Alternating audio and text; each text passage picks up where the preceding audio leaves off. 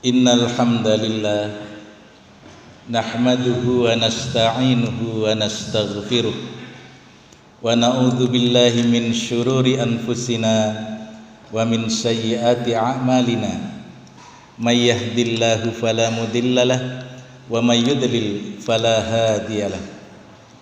Asyhadu an la ilaha illallah wahdahu la syarikalah wa ashhadu anna Muhammadan abduhu wa rasuluh. Allahumma salli ala Muhammad wa ala ali Muhammad kama sallaita ala ali Ibrahim wa barik ala Muhammad wa ala ali Muhammad kama barakta ala ali Ibrahim innaka Hamidum Majid. Qala Allah ta'ala fi kitabihil karim, a'udzu billahi minasy syaithanir rajim.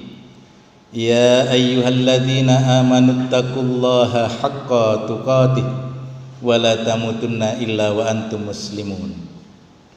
A'udzu billahi minasy syaithanir rajim. Ya ayyuhalladzina amanu taqullaha wal tandur nafsum ma qaddamat lighad wattaqullaha innallaha khabirum bima ta'malun. Al-ayah. Wa qala Rasulullah sallallahu alaihi wasallam, fa inna khairal hadis kitabullah wa khairul hadyi hadyu Muhammad wa syarrul umur muhdatsatuha wa kullu bid'atin dhalalah wa kullu dhalalatin finnar. Sadaqallahul azim wa sadaqur Rasulullah sallallahu alaihi wasallam. Ma'asyiral muslimin, jamaah Jumat Masjid Babus Salam yang insyaallah dirahmati oleh Allah. Alhamdulillah, bersyukur kita kepada Allah di siang hari ini Allah masih mengaruniakan nikmat iman dan Islam ke dalam hati kita, sehingga ketika seruan adzan Jum'ah berkumandang, ya ayyuhalladzina amanu idza nudiya lis-salati min yaumil jum'ah fas'au ila dzikrillah wa darul bai' dzalikum khairul lakum in kuntum ta'lamun. Wahai orang yang beriman, ketika panggilan seruan untuk melaksanakan salat Jum'ah di hari Jum'ah sudah dikumandangkan, bersegeralah kalian mendatanginya dan tinggalkan segala perniagaan kalian, tinggalkan seluruh urusan duniawi kalian, masuklah ke dalam rumah-rumah Allah, salah satunya masjid kita yang megah, yang indah ini, rumah keselamatan, rumah yang penuh dengan kedamaian. Masuk kita untuk melaksanakan sholat Jum'ah, karena yang demikian itu lebih baik bagi kalian kalau kalian mengetahui. Alhamdulillah, nikmat iman dan Islam masih Allah tanamkan dalam hati kita, sehingga ketika seruan sholat Jum'ah dikumandangkan, dengan ringan kaki kita langkahkan menuju rumah Allah ini. Yang kedua, alhamdulillah, nikmat sehat dan kesempatan juga masih Allah karuniakan kepada kita. Betapa banyak saudara kita yang hari ini tidak bisa bersama-sama kita di masjid ini karena kesehatannya terganggu, karena kesibukannya. Mudah-mudahan saudara kita yang sakit segera Allah sembuhkan.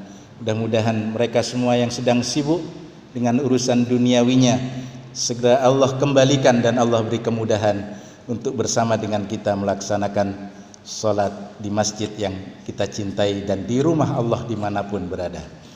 Ma'asyiral muslimin, jamaah Jum'ah yang dimuliakan Allah, dalam sehari minimal kita mengucapkan ikrar, kita memohon kepada Allah, ihdinas siratal mustaqim, minimal 17 kali dalam sehari semalam kita ikrarkan ini. Kita mohonkan ini kepada Allah. Ihdinas siratal mustaqim. Ya Allah, tunjukilah kami ke jalan yang lurus. 2 kali ketika subuh, 3 kali ketika 4 kali ketika duhur, 4 kali ketika asar, 3 kali ketika maghrib, dan 4 kali ketika kita sholat isya. Ihdinas siratal mustaqim. Selalu kita minta kepada Allah hidayah, petunjuk agar selalu berada di jalan yang lurus.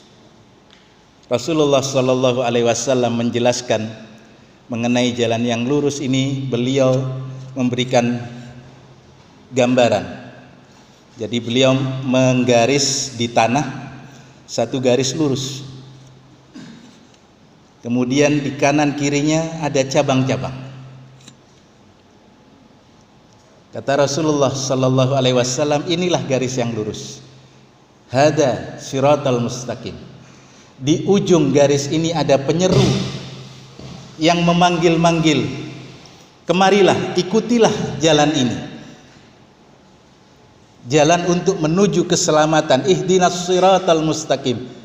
Ikuti petunjuk ini. Dan petunjuk itu adalah Al-Quran. Nah, di kanan kirinya banyak cabang-cabang, banyak jalan-jalan kecil, dimana kalau kita masuk ke jalan-jalan kecil itu, na'udzubillah min dzalik, mudah-mudahan Allah melindungi, itu adalah jalan-jalan kesesatan yang kesemuanya itu akan mengantarkan ke dalam neraka. Tapi ketika kita mengikuti jalan yang lurus,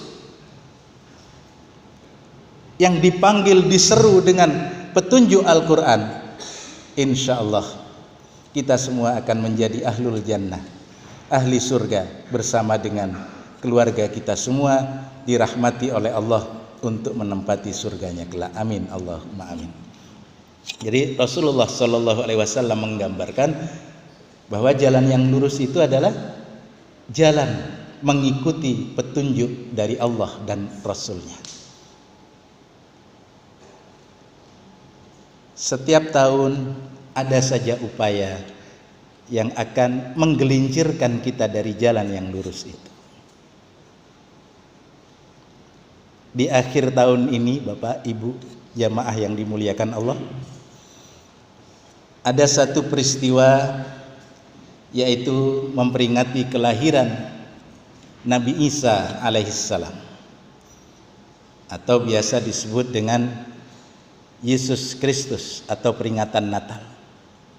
Nah, kita mohon kepada Allah di akhir penghujung tahun ini untuk senantiasa berada di jalan yang lurus. Jangan sampai kita terjerumus ke dalam jurang-jurang kesesatan. Ihdinas siratal mustaqim. Ya Allah, tunjuki kami ke jalan yang lurus. Jalan yang lurus itu yang bagaimana? Siratal ladzina an'amta alaihim, yaitu jalannya orang-orang yang telah Engkau beri nikmat kepada mereka, ya Allah.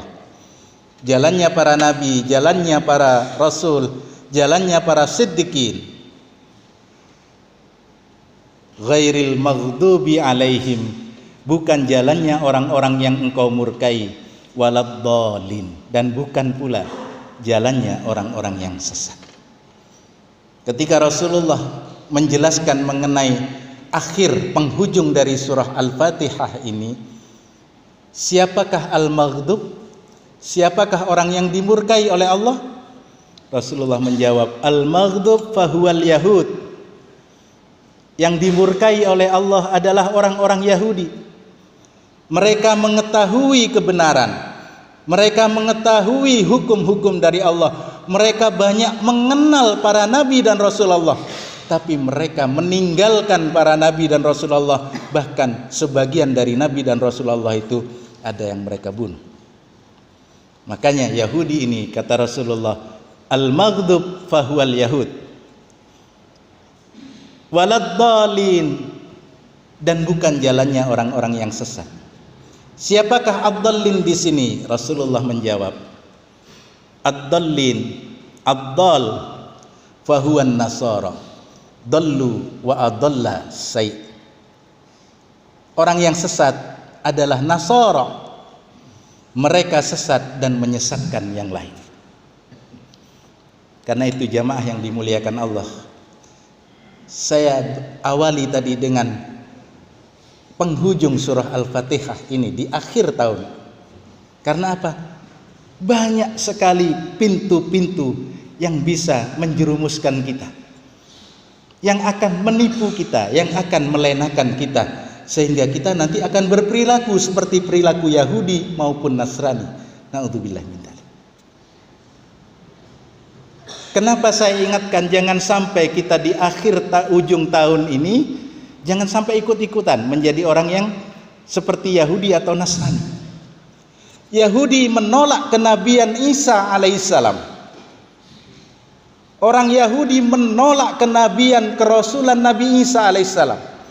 Bahkan mereka menuduh Nabi Isa alaihissalam ini dan ibunya adalah manusia-manusia jahat.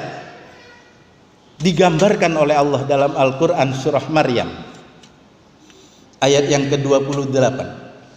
Bagaimana Bani Israel ketika menyaksikan ibunda Nabi Isa alaihissalam menimang seorang bayi kecil yang dalam buayan, yang nantinya Nabi ini tadi diputarkan di masjid ini murattalnya. Nabi itu bernama Isa al-Masih putra Maryam. Apa kata orang-orang Yahudi ketika menyaksikan Maryam membawa anak ini? Ya ukhta Harun, ma kana abuki imra'a syaw wa ma kanat ummuki baghiyah. Wahai saudara perempuan Harun, bagaimana kamu bisa mempunyai seorang anak padahal kamu belum bersuami? Bagaimana kamu bisa punya seorang anak sementara kamu belum punya suami? Dan kamu pun bukan dari keturunan orang-orang yang jahat. Makana abuki imra'a syaw, bapakmu bukan orang yang jahat, wa makanat ummuki baghiyah, ibumu pun bukan seorang pezina. Karena itu serta-merta karena Nabi Isa alaihissalam lahir ke dunia dari seorang ibu tanpa seorang suami, tanpa seorang bapak, mereka menolak kenabian Isa alaihissalam. Mereka bersekongkol untuk bisa membunuh Nabi Isa alaihissalam. Berlindung kepada Allah, jangan sampai kita seperti Yahudi serta-merta menolak kenabian Isa alaihissalam. Yang kedua, jangan sampai kita seperti Nasrani, berlebihan dalam memandang Nabi Isa alaihissalam, sehingga mereka dallu wa adalla syai', sesat dan menyesatkan yang lain. Apa pandangan orang Nasrani terhadap Nabi Isa alaihissalam? Nasrani memandang Nabi Isa bukan hanya sebagai seorang manusia biasa, tapi mereka menganggap Nabi Isa adalah anak Tuhan, bahkan Tuhan itu sendiri. Karena itu kita memohon kepada Allah, ya Allah, ihdinas siratal mustaqim, siratal ladzina an'amta alaihim, ghairil maghdubi alaihim waladdallin. Sehingga kalau kita terikut pemahaman Yahudi, kita akan menjadi orang yang dimurkai oleh Allah. Sementara kalau kita mengikuti pemahaman orang-orang Nasrani yang memandang Nabi Isa sebagai Tuhan atau anak Tuhan, Allah mengancam di dalam surah Al-Maidah ayat 72 dan 73. Apa ancaman dari Allah? A'udzubillahi minasyaitonir rajim. Laqad kafaral ladzina qalu innallaha huwal masih ibnu Maryam. Sungguh sangat kafir sekali orang yang mengatakan bahwa Allah adalah Isa putra Maryam. Jadi siapapun yang beranggapan, siapapun yang memandang bahwa Nabi Isa itu adalah Allah, maka orang itu kata Allah kafir sekali. Bukan sekedar kafir Pak, tapi laqad kafara, sungguh sangat kafir sekali. Yang kedua kata Allah, laqad kafara alladzina qalu innallaha salisu salasa. Sungguh teramat sangat kafir sekali orang yang mengatakan Allah itu satu di dalam tiga. 3 in 1.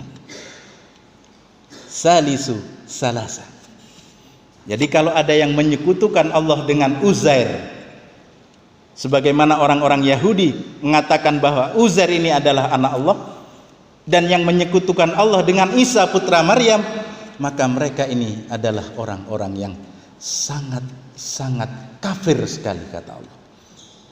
Karena itu berlindung kita kepada Allah, jangan sampai kita berperilaku, beriktikad, berkeyakinan seperti keyakinan orang Yahudi maupun Nasrani.